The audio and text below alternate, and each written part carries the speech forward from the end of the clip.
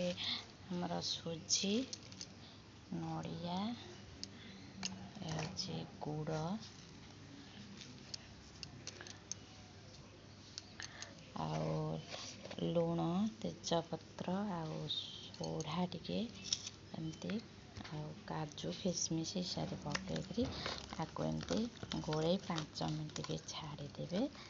ତାପରେ କ'ଣ କରିବେ ନା ଏ ପ୍ରେସରରେ ମୁଁ ଏଠି ତଳେ ରିଫାଇନ୍ ନହେଲେ ଗୁଆ ଘିଅ ଦେଇକିରି ଆପଣ ଏମିତି ଆସ୍ତେ ଆସ୍ତେ ଅଜାଡ଼ିଦେବେ।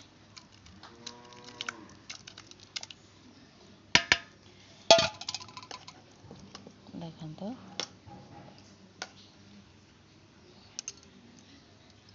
ଅଜାଡ଼ିଲା ପରେ ଆପଣ ଏମିତି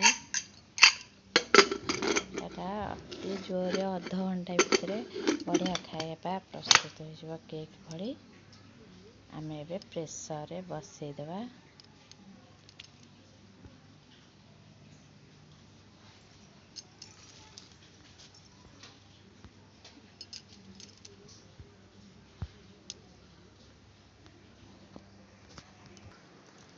ଏମିତି ପ୍ରେସରରେ ବସେଇକି 5 ମିନିଟ୍ 7 ମିନିଟ୍ ଏମିତି ଛାଡ଼ିଦେବେ।